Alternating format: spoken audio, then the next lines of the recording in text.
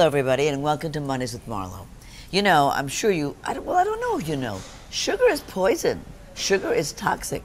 It's in everything we eat. It's in everything we love. And even when they try to replace it with something else, that's no good either. The sugar replacements are just as bad as the sugar itself. And this is leading to diabetes, obesity, heart attacks, and strokes.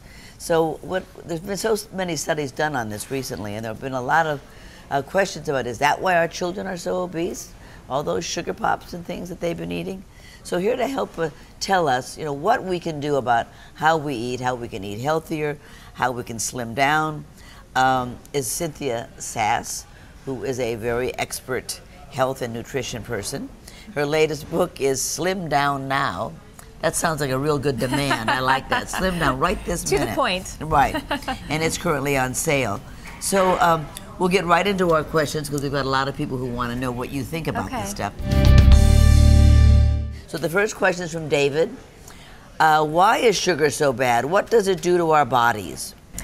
Wow, that's a big question, David, because it does a lot of things, as you mentioned. So sugar can reduce the immune system. It can increase inflammation, which we know is a known trigger of premature aging in nearly every disease on the planet. And what we really focus on is added sugar, which is the kind of sugar that's not in food by Mother Nature, but it has been added by a manufacturer, or you add yourself, like putting sugar in your coffee in the morning or putting it in your sweet tea. That's the kind of sugar that's really toxic, and we are drowning in it. We are consuming more sugar than we ever have in human history, and it is leading to all kinds of health problems. I read somewhere that the average person eats 130 pounds of sugar a year. Is that possible? That's probably total sugar, and what we really focus on is this added sugar. And the added sugar, so if you think of a 4-pound sack of sugar, you know, if you go to the grocery store and you're in the baking department, that 4-pound sack of sugar, each American eats 14 of those every single year. Can you imagine? God. So that's in so many different foods, as you mentioned, a lot of hidden sources that people don't even realize it's in. And so we're really consuming far, far more than what the guidelines that are the strictest about sugar tell us that we should be eating. So the average is 22 teaspoons a day. So one of those little packets that you tear off, that's about a teaspoon. So we're getting about 22 teaspoons per person per day. And we really should be having, for women, about 6 at the maximum, and for men, 9 at the maximum. And really getting to that point is possible, but it's difficult. This is from Linda. What does it do to our health long term? What kind of diseases can you get? Well, you mentioned type 2 diabetes, and Linda, the rates of that are going up. They're skyrocketing. So one recent study found that for every extra 150 calories of sugar consumed a day, the risk of type 2 diabetes went up by another 1%. That's a very direct correlation. That's pretty scary. And we know that heart disease is also directly related to sugar intake, even when you take away things like how much someone exercises or if they're obese and things like that. So we really know that the top killers of people in the United States, things like heart disease, cancer, type 2 diabetes, are really related to an excess or a surplus intake of sugar. So sugar feeds cancer, right? Yes, it's one of the most important things that we can do is to reduce our intake of these added sugars. Probably when people ask me if there's one thing I could be doing differently in my diet, what should it be? This is it. Well, if you did have cancer, let's say, or you're a cancer survivor, then would you recommend that they get away from sugar quick? Oh, absolutely. In fact, you really have to be careful about what types of sugar is really the critical issue, because you really don't want to eliminate things like naturally occurring sugar from fruit that's also bundled with antioxidants and vitamins and minerals and fiber and protective substances that can actually reduce your cancer risk from reoccurring or can help you fight the cancer. So we really want to focus on those sugars that are found in things like bread and crackers and unexpected places where you don't even realize you're taking them in, and before you know it, it's snowballing. I was floored by the bread. I couldn't get over that. This is from Dawn.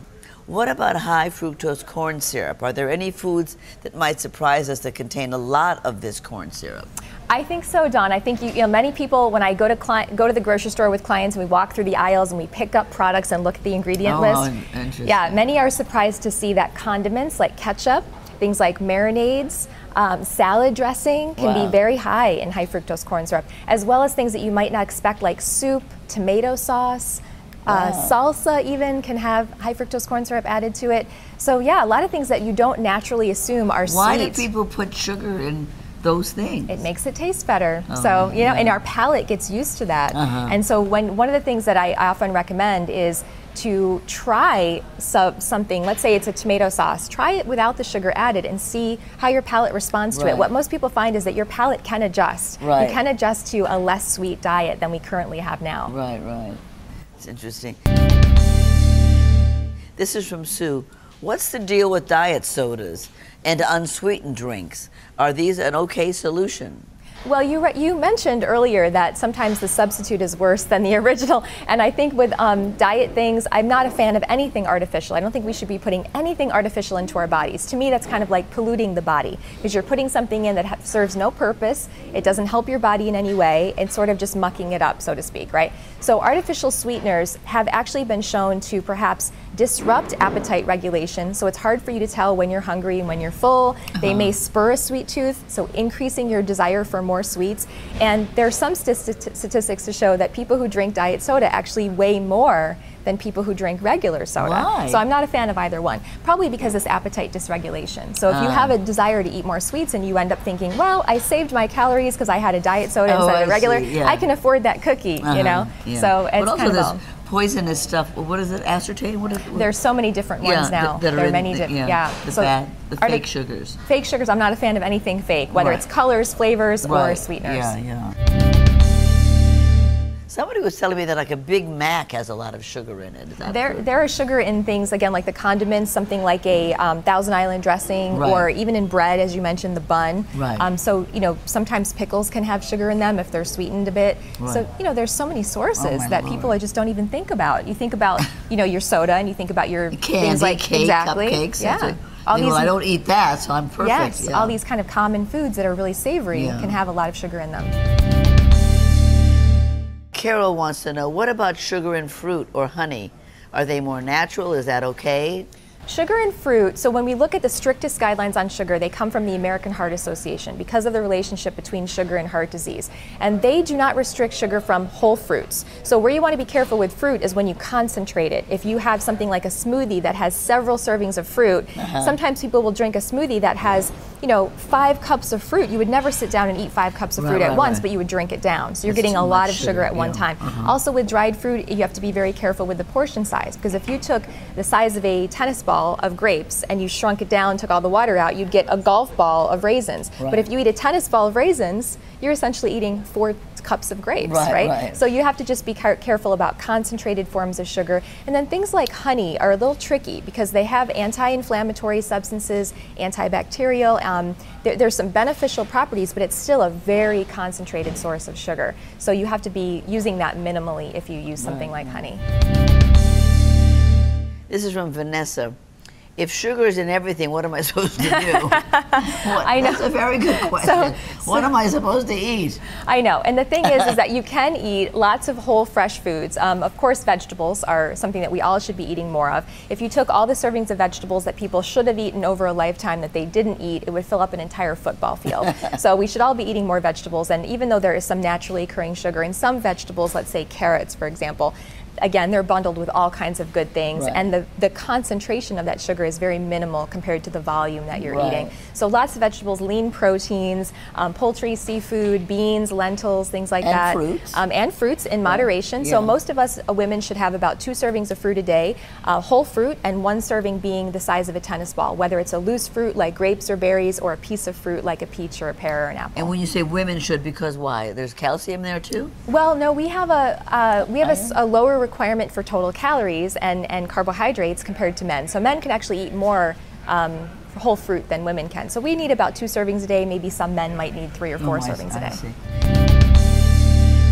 This is from Simone. Do you have any tips for getting over a sugar addiction? Oh God, I can't wait to hear this. That's a great question, Simone, because I think you need to know your personality. Sometimes people will do better when they go cold turkey and they just get rid of all the sugar and they start eating all these clean, fresh, whole foods like the veg. You know, let's say you made a stir fry, and instead of using a sauce that has sugar in it, you make your own sauce with something like brown rice vinegar and fresh grated ginger and things like that. If you're really kind of preparing your foods at home, or you're controlling what goes into it, and you're eating a very clean, kind of sugar-free, and when I say sugar-free, I don't mean sugar substitutes like fake sugars, but truly just not adding sugar to your diet, some people find that within a few days their cravings diminish greatly.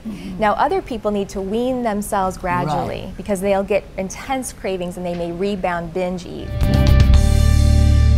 It's hard when you go to a restaurant, you're like with 6 people, and this one's having this pie and this ice cream and you know, the biscotti and the this and this, and when I'm really thinking to myself, I don't want to have any sugar tonight, it's so hard.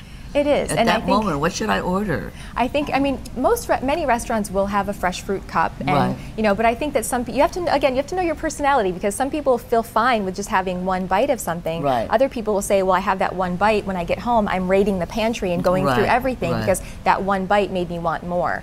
So I think you need to know for yourself, does that one bite do it for you, where you said, okay, I had that one bite, I'm satisfied, I can go on, I can, you know, go on with my day or my night.